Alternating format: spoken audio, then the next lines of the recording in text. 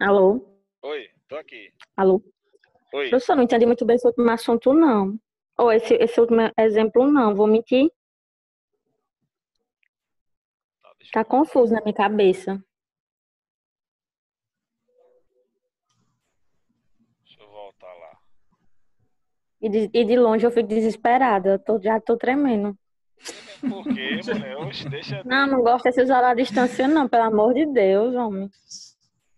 Nós estamos perto. Você só não tá me Não, vendo. não tá, não. Mas nós estamos Eu perto. gosto do senhor escrevendo no quadro. É ótimo. Eu nunca achei que eu sentiria falta das aulas. Deus me livre. Manda o vídeo aqui, depois você pode Eu nem ver escrevo no quadro em compiladores, mulher. Escreve sim, faz os exemplos. Faz um monte de exemplo no quadro. Eu escrevo muito pouco no quadro, mulher. Faz os exemplos. Tô sentindo até falta. Tô triste. O pessoal tá voltando aí. Assim, essa parte da otimização, é... a ideia aqui é reduzir a linha de código, certo? O gráfico é só para me mostrar quais linhas eu posso reduzir. É uma forma de implementar que linhas eu posso reduzir, certo? Ele vai mostrar o seguinte, tem as linhas repetidas. Em vez de eu deixar a linha de código lá, eu digo, ó, repita a linha tal. Então, se a linha 10 e 20 estão repetidas, eu apago a linha 20. E na linha 20, eu boto só uma indicação lá, ó, roda a linha 10. Basicamente, o que ele quer fazer é isso, entendeu? É ver as linhas repetidas, e vai mostrar que estão repetidas pelo grafo. O grafo é que vai dizer a ele que estão repetidas, certo? Ver as linhas que estão repetidas e dizer, ó, em vez de rodar aqui a linha, rode a linha tal, que é a mesma que essa. E eu reduzo a quantidade de linhas. Professor, deu pane aí no senhor. Oi. Tá ouvindo? Tá ouvindo? Tá travando o áudio. Não. Agora? Agora sim. Voltou? Agora sim. Melhor. Deixa eu fechar aqui o WhatsApp, porque esse WhatsApp fica pegando minha banda aqui, aí tá... Acho que melhorou agora. Pronto. Voltar aqui pro chat. Muito bem. Então, a ideia do otimizador é essa, certo? É reduzir a quantidade de linhas de código. Só isso. Eu faço o gráfico para me mostrar quais são as que estão repetidas e faço uma lista depois para me mostrar, ó, aquela que é repetida, tire. Só tire. Aquela que eu tô vendo que é repetida, que ela já está na lista. Eu estou criando uma lista de nós, uma lista de vértices do meu dígrafo. Uma lista de vértices. Então, aqueles vértices que já estão na lista, eu não coloco de novo. Eu faço a indicação, ó, nesse local aqui, em vez de eu repetir, você vai usar a outra linha. Certo? Tá ruim. Travando de novo. Tá travando. O meu tá normal. O senhor não tá dando certo, não. Socorro. Tá errado aí. Que é, mulher? O áudio do senhor tá doido. Travou de novo. Oi. Tá travando? Tá travando? Tá não, Agora tá melhor. Agora tá bom. Pronto. Beleza. Vamos prosseguir.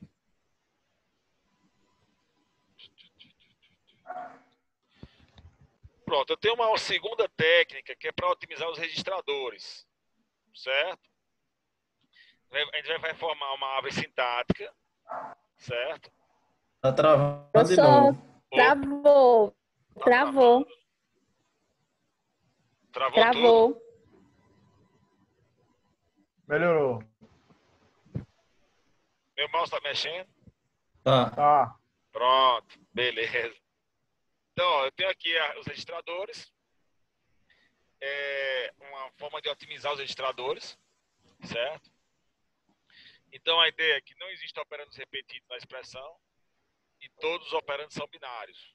Né? Então, eu não vou ter aqui operações unárias, por exemplo, operação de atribuição simples. É sempre exatamente 3 endereços. Então, para essa heurística, para esse algoritmo, tem que ser exatamente 3 endereços, certo? Ele fala assim, ó, para cada nó de árvore sintática, ele vai criar uma árvore sintática.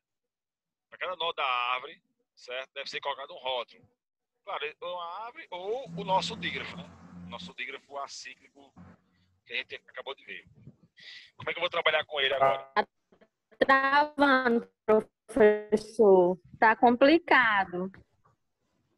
Calma, mulher, calma, tenha calma.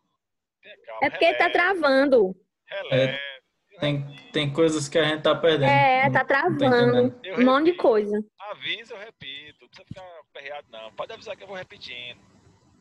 Sem problema nenhum. Certo? Quando travar, você fala, tá travando. Aí eu paro um pouquinho.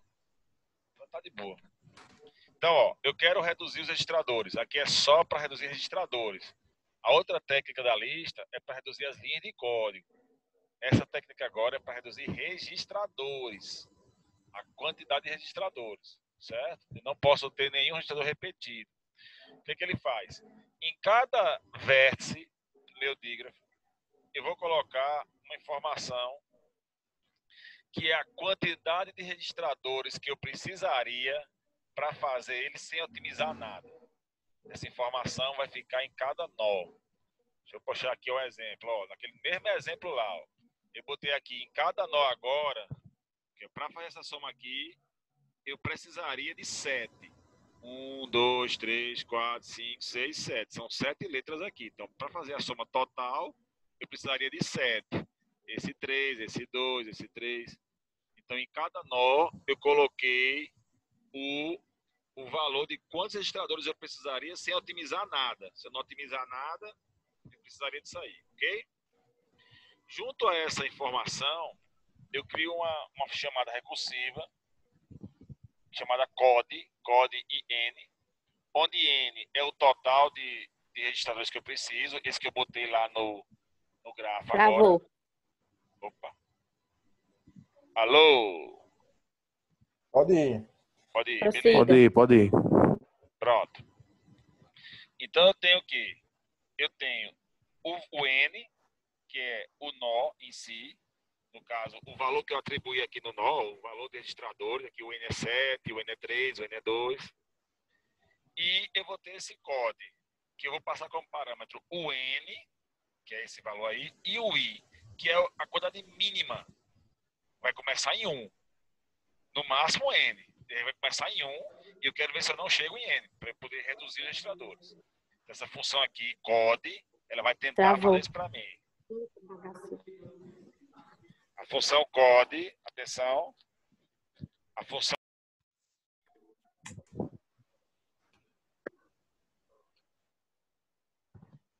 Oi? Tinha travado aqui, agora bota o professor na sala de novo. Entrou. Foi o meu que travou aqui agora. Voltou? Voltou. Deixa eu mostrar aqui. Voltou, mas voltou travando. É hora que tá travando. Estão vendo o slide? O slide dá pra ver, só que a voz tá travando um pouquinho. Alô? O vídeo dá pra ver, só a voz que tá travando um pouco. Ok, esperando a internet ficar boa. Nunca. É complicado aqui. Estão ouvindo agora? Estão ouvindo? Normal, pode falar aí. Tá melhor um pouquinho. Professor. Pode começar de novo, por favor. Foi, vamos lá. Então eu tenho o valor que eu botei lá, que é a quantidade máxima de registradores, que aqui vai ser N, que no nosso exemplo são os valores máximos dos registradores, e o I, que é o valor mínimo, que eu vou calcular. Aí na função code, que começa em 1, no mínimo 1, e ele vai tentando não chegar em N. Né? Vamos ver como é que funciona o code, certo? Então eu começo pela raiz, que no caso aqui o N é 7, né? A raiz aqui nesse cara aqui é 7. Então 7 na raiz e 1 pro I. Aí passo 1. Se N for folha, vou pro passo 2. Se não, passo 3. Certo? Nesse nosso exemplo aqui, ele não é folha. Eu iria para o passo 3. Se ele fosse folha, passo 2. O que é o passo 2? O passo 2, ele fala o seguinte, ó, aqui para os nós folha. Ele fala, ó, Download, que é você gravar ele na memória. Grave o valor da memória. Travando, professor. Alô? Alô? Alô? Alô, alô, alô, alô? Estão ouvindo? Professor, tá... Tá travando, professor. Não, tá não, professor. A gente perdeu o slide todo completo. E esse daí também. Esse aqui eu nem comecei. Mas no início a gente perdeu já. Não ouviram o outro, não? Não ouviram esse aqui, não? Não, a gente não ouviu nada do... A gente não ouviu nada desde o outro, desde esse daí. Vamos falar de novo, calma, vamos falar de novo. Tem mais uns 30 slides ainda. Vamos falar de novo, tenha calma. Ó, N é o valor máximo de registradores, ok? Ok. Tá claro Ok. isso? Pronto. Tranquilo. E é a quantidade mínima, que vai começar em 1, que eu vou tentar calcular até não chegar em N. Eu não quero que chegue em N. Tá claro isso? Sim. Ok. Pronto. Esse slide só diz isso. Vamos para o código agora. Vamos entender agora o código. Beleza. Vamos para o código. Aqui é o valor de N, que eu botei em cada nó. E o I é 1. Vamos para o código. Aqui é dentro do código agora. Vou começar pela raiz, que é 7. Nesse exemplo aqui é 7. Por que que o I é 1? O I é a quantidade mínima de registradores. No mínimo, eu vou precisar de 1. Certo? No mínimo, eu vou precisar de 1. Não seria 3 não ali? Não, O mínimo? entenda. Eu não sei quantos são. O algoritmo não sabe. Ah, tá. Ele começa com 1. Ele começa com 1 e vai aumentando até o mínimo possível. Eu não quero que ele chegue. Ah, tá. O I vai aumentando, entendi. Vai aumentando. Eu vou precisando, ele vai aumentando. Certo? Eu não quero que ele chegue em N. Porque se ele chegar em N, é porque ele já estava otimizado. Ele não tem mais o que otimizar. Ele já está na otimização máxima. Entendi agora. Beleza. Aí ele veio o seguinte, ó. Primeiro passo do algoritmo. Ele veio o seguinte. O N é folha. Se for, passo 2. Se não, passo 3. Se ele fosse folha, o que eu faria? O código diz, ó, load, coloque na memória, certo? O valor do registrador, certo? Acabou, só faz isso. Grave o registrador. Pronto. Não tem o que fazer. Ele é folha, cheguei no ponto final. Se ele não for folha, que é o nosso caso aqui, né? A raiz não é folha. O que é que eu faço? Ó, ei, quem tá com cachorro aí, por favor, corta o microfone aí de quem tá com cachorro aí. Obrigado. Obrigado. Então agora, ó, quem for folha,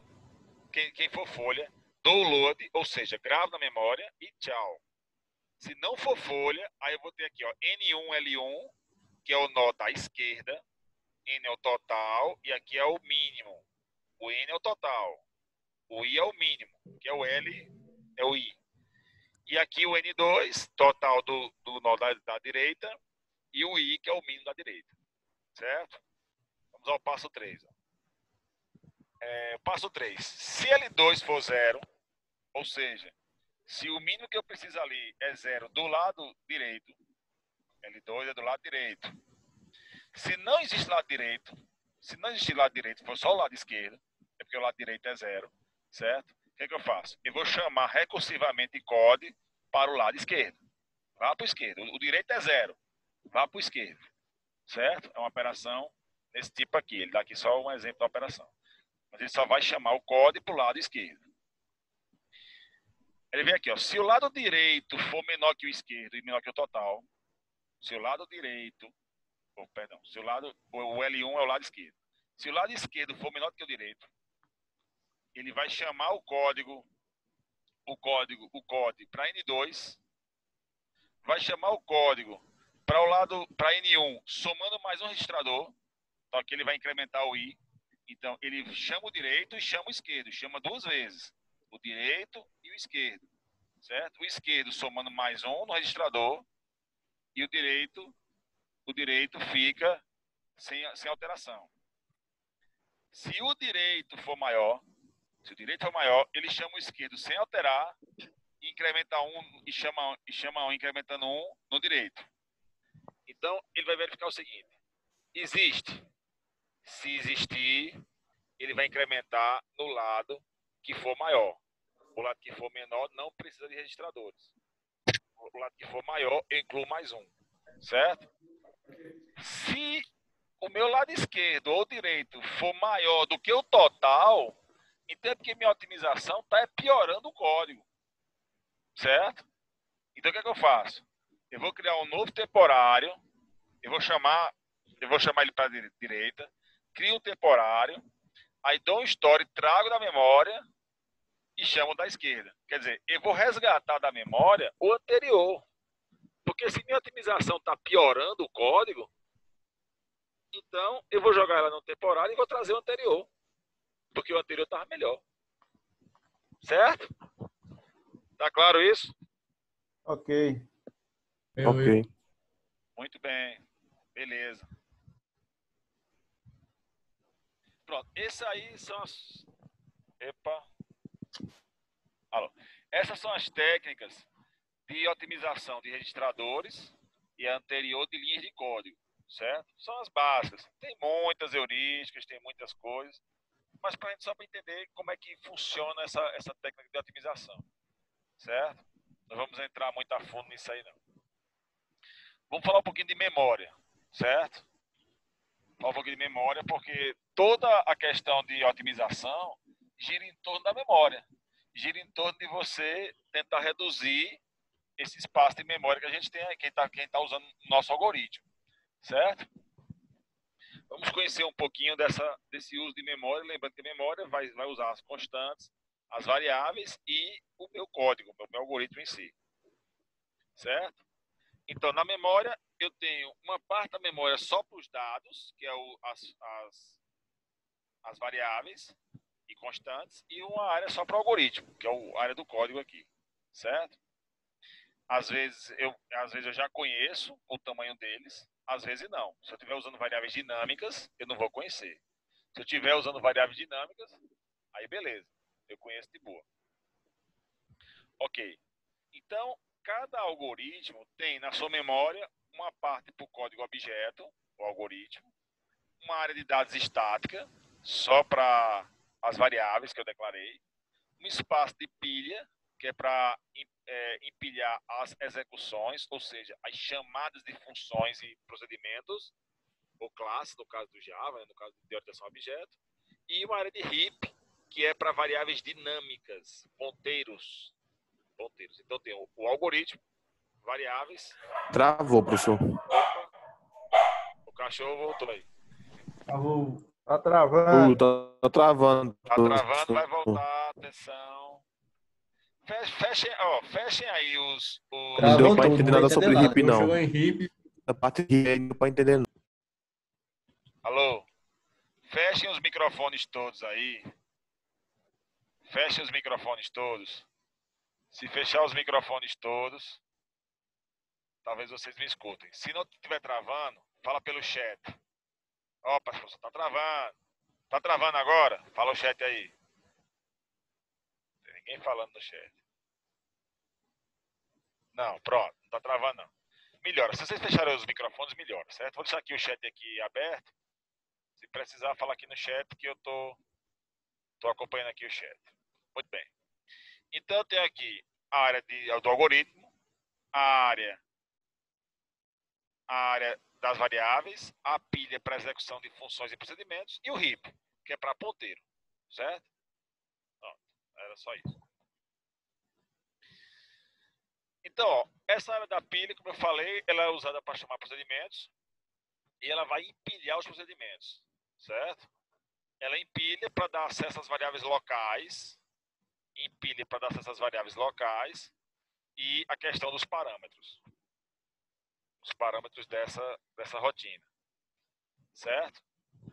Aqui ele está separando a rotina, agora, a rotina, certo? O valor que vai retornar da rotina, se for uma função, certo? Os parâmetros reais que eu botei na rotina, os ponteiros de controle, de acesso, certo? Só para que eu possa retornar para quem me chamou, certo? O estado da CPU, que é só dizendo quem é que está rodando na CPU, quais são os registradores ativos para aquela CPU naquele momento. As variáveis locais, da rotina, e variáveis temporárias, os temps, que no caso do código de 3 endereços, a gente gerou os temps, né, os temporários. Aqui é só uma organização de memória, certo? Para ele demonstrar aqui o exemplo de como ocupa a memória com esses elementos, eu tenho aqui essa função aqui, esse algoritmo aqui que vai resolver essa equação aí, essa equação matemática, certo? Eu tenho uma equação aí que tem uma divisão, um somatório e um fatorial, certo? O somatório e o fatorial são recursivos, são funções, aliás. O fatorial é recursivo, o somatório não, certo? Mas são duas funções diferentes. Aqui tem o código delas, só para a gente visualizar mesmo, o código do somatório e o código do fatorial, que é um código recursivo. Muito bem. Então aqui é a minha pilha. A minha pilha tem o principal, o código principal. Quando ele chama somatório, ele empilha em cima do principal o somatório. Está rodando aqui o somatório. Dentro do somatório ele chama fatorial. Aí empilha fatorial. O fatorial, ele é recursivo. Então empilha 5, 4, 3, 2, 1. Cada chamada recursiva vai empilhando aqui. 4, 3, 2, 1. Depois que ele empilhar tudo, resolveu, executou a operação e vai desempilhando, vai voltando até o principal ficar ativo na memória. Certo? Aqui eu só estou explicando o funcionamento da memória, como é que a memória funciona. Ok? E aí eu tenho a questão... Beleza, ó. Aí eu estou falando pelo chat, muito bem. Tá? Isso aí vai deixar o nosso microfone aqui mais legal. Muito bom. Então, eu tenho linguagens que têm o escopo estático, onde eu declaro as variáveis, e algumas de escopo dinâmico, onde eu não declaro as variáveis. As variáveis vão sendo criadas em tempo de execução. Nesse caso, o tratamento é um pouco diferente, certo? Quando eu tenho um escopo estático, quando eu declaro as variáveis, certo? Ele pode ou não permitir o alinhamento de rotinas, que é uma rotina chamando a outra, chamando a outra, chamando a outra. Como a gente fez ali com o somatório e com o fatorial. Uma vai chamando a outra, chamando a outra, chamando a outra. Certo? Eu posso não ter as alinhadas, eu posso ter. Né? Geralmente eu tenho alinhadas, ou seja, uma rotina pode chamar a outra. Então eu vou ter uma pilha bem completa lá. Certo? No caso do escopo dinâmico, isso não acontece dessa forma. Para que eu busque as variáveis não locais, eu posso ter um ponteiro de acesso ou posso ter um ponteiro de níveis. Isso para acessar as variáveis globais do meu sistema lá na memória. Por quê que eu preciso disso aqui? Porque o principal, onde eu declarei minhas variáveis globais, ele está empilhado, ele está embaixo da pilha. E uma pilha a gente conhece, eu só acesso o topo. Eu não tenho como acessar os elementos que estão abaixo do topo, não diretamente. Então eu crio alguns ponteiros de acesso que me permitem me acessar essas variáveis, ou ponteiros de níveis que me permitem acessar níveis inferiores da pilha, para que eu tenha acesso às variáveis globais do meu sistema. Os ponteiros de acesso, eu tenho esses ponteiros aí que vão acessar as minhas variáveis globais, certo? Através de uma indicação na pilha. Eu vou mostrar aqui o diagrama, fica mais fácil de eu explicar. Então eu tenho aqui somatório, e no somatório eu tenho uma variável global, eu estou usando uma variável global. Então eu tenho um ponteiro que está apontando para essa variável lá no principal, certo? Fatorial 5. Fatorial 5, ele está usando uma variável do principal, mas ele não tem acesso ao principal. Ele tem acesso só ao somatório. Então ele tem um ponteiro para somatório, aí lá em somatório um ponteiro para o principal. Então é um ponteiro do ponteiro, certo?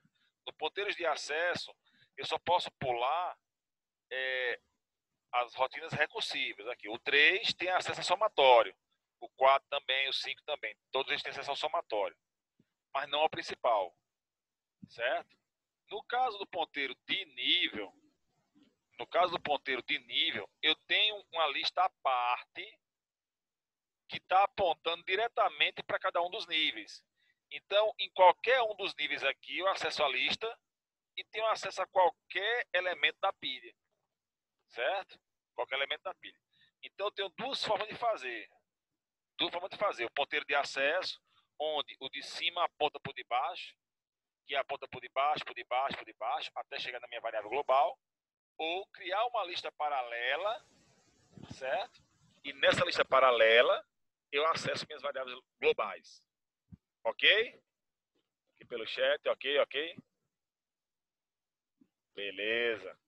Valeu. Passagem de parâmetros.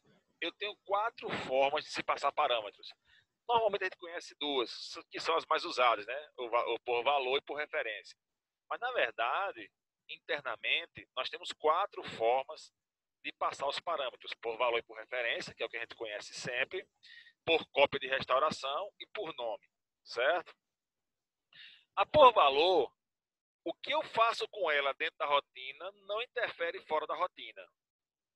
Por referência, o que eu faço com ela na rotina interfere e altera os dados fora da rotina, certo? Então, quando eu passo por referência, o que eu faço com ela na rotina acontece fora. Por valor, não. Eu posso mudar, mas quando eu retornar, ele vai estar com o mesmo valor que entrou. Ele não altera o valor externo. O cópia restauração é quando eu tenho as duas situações simultâneas. Eu tenho por valor e por referência no mesmo código, certo? Isso é tipo uma mescla, como se eu tivesse uma variável por referência e outra de valor. Então, eu permito a cópia restauração. São 2 tipos diferentes de parâmetros simultaneamente. E essa por nome, na verdade, ela não é mais usada, certo? Ela era antiga, certo? Onde ele substituía o código, a chamada, direto no principal. É como se ele reescrevesse o código, colocando a rotina no principal. Isso deixava o principal muito grande, né? Hoje não é mais usado, não. Isso aí é usado somente para experimentos, na área acadêmica mesmo. Mas no dia a dia da compilação, isso não é mais usado, não. Linguagens antigas como o Algol utilizava. Hoje em dia, não se usa mais isso aí. Ele é feito a pilha. Nesse por nome, eu não tenho pilha. É como se eu transformasse, sempre que eu chamasse uma rotina, eu transformasse as variáveis locais em globais. Aí ficava tudo global, certo? Então isso aí não é mais usado. Agora usa-se a pilha em vez de usar isso aí. No caso da alocação dinâmica, no meu algoritmo, eu tenho 2 formas de fazer isso, certo? De maneira explícita, quando eu crio o ponteiro, eu dou um comando para criar o ponteiro. No caso é o new. Eu dou esse comando para criar o ponteiro, certo? E às vezes é implícita. Eu faço uma operação e essa operação gera um ponteiro para mim. Então eu não declarei o ponteiro, eu não criei o ponteiro. A linguagem criou para mim. No caso da Lisp, é uma linguagem que faz isso. As rotinas criam automaticamente os ponteiros e desalocam quando eu não preciso mais deles. Eu não preciso me preocupar em alocar o ponteiro e desalocar o ponteiro, como eu faço nas explícitas. Aqui a gente conhece na faculdade, no caso do C, do Delphi, são explícitas. Eu tenho que criar o ponteiro, né? No caso do Java, eu não crio o ponteiro. No Java é tudo implícito. Eu não faço alocação dinâmica em Java de maneira explícita, né? Eu faço tudo implícito. Ok? Ok? Opa, beleza. Calcular quanta memória vai precisar o meu código. O meu compilador também pode calcular. 10 minutos só. Vixe, Maria. O meu compilador pode calcular o quanto de memória eu vou precisar, certo? E aí como é que eu faço isso? Como é que eu faço isso, certo? Vai depender de como eu estou implementando o código, né? No caso do código explícito, onde eu vejo as variáveis, eu declaro as variáveis, eu tenho que saber quanto pesa cada variável e somar, né? Aqui no caso, eu tenho 2 variáveis inteiras e 2 reais. No caso do Pascal, por exemplo, as inteiras gastam 2 bytes cada uma e as reais 6 bytes cada uma. Se eu tenho 2 reais, 6 mais 6 dá 12. Se eu tenho 2 inteiras, 2 mais 2 dá 4. 12 mais 4. Esse algoritmo aqui vai precisar de 16 bytes de memória. Se ele for feito em Pascal com 4 variáveis, 2 inteiras e 2 reais, eu vou precisar de pelo menos 16 bytes de memória para representar para armazenar esse código. Ok? Eu estou percebendo que o microfone ficou muito melhor quando vocês fecharam de vocês, ó. Beleza. Se tiver alguma dúvida, pode abrir o microfone, certo? Se tiver alguma dúvida para perguntar, pode abrir o microfone, mas qualquer coisa está aqui pelo chat também, eu estou respondendo pelo chat. Muito bem. No caso da memória dinâmica, não tem como. Na memória dinâmica não tem como eu previamente saber quanto eu vou precisar de memória, porque isso vai sendo gerado em tempo de execução. Então eu uso o heap, aquela área de heap, que é a área para eu guardar as variáveis dinâmicas. É claro que não é infinito, né? Tem um limite. Tem um limite e o limite também concorre com a quantidade de rotinas que eu estou chamando. Ok? Perguntas? Podem abrir os microfones aí que vou voltar para cá, vou fechar o share aqui. Alguma pergunta? Perguntas? Professor, o senhor vai Realmente eu nem sei. passar alguma atividade para a gente fazer, para a gente ter pelo menos uma base de como fazer a prova, com relação com as questões teóricas? Vamos pensar nisso, vou pensar nisso. Você não pegou uma prova não antiga de quando o senhor pagou? Já perguntei, tem nenhuma. Essa é a segunda vez que eu dou compiladores, sabe? Ainda tem uma provinha lá. Mas eu vou ver alguma aqui da Univasse. Na Univasse eu dei mais vezes lá. E acho que eu tenho alguma aqui ainda. Eu vou dar uma procurada e boto lá no Moodle para vocês e aviso pelo WhatsApp. Pronto, tranquilo, obrigado. Passou mais ou menos como é a prova. Eu vou fazer isso. Eu vou fazer melhor. Tô com as ideias aqui, eu vou fazer melhor. Vocês vão gostar. Pronto, show. O professor é top. Vocês vão gostar. Vou fazer um negocinho legal e vocês vão gostar. Para fazer um negócio legal, eu suponho que o senhor vai fazer uma atividade valendo 10 e vai deixar a gente entregar. Não, peraí. Ó, vamos lá. Eu disse que ia fazer uma coisa legal, eu imaginei que era isso. É uma coisa legal. Não é assim um presente, né? Não é um presentão. É um presentinho. Não é coisa de mãe, não. Não é coisa de mãe, não. É coisa de um amigo chegado. Não muito chegado. Pronto. Meio chegado. Ok, pessoal? Ele tá certo. Beleza. Qualquer coisa eu coloco no Moodle e aviso vocês pelo WhatsApp. Beleza. Valeu, obrigado, professor. Até a próxima. Obrigado a vocês aí pela Coloca a aula. presença Tchau. aí. Na próxima aula nós vamos ver o código final. Como é que eu converto o 3 endereços no código final, no código objeto final. Já na linguagem de máquina. Ok? Ok. Beleza. Valeu, pessoal. Valeu, até mais. Valeu. Tchau. Tchau. Tchau.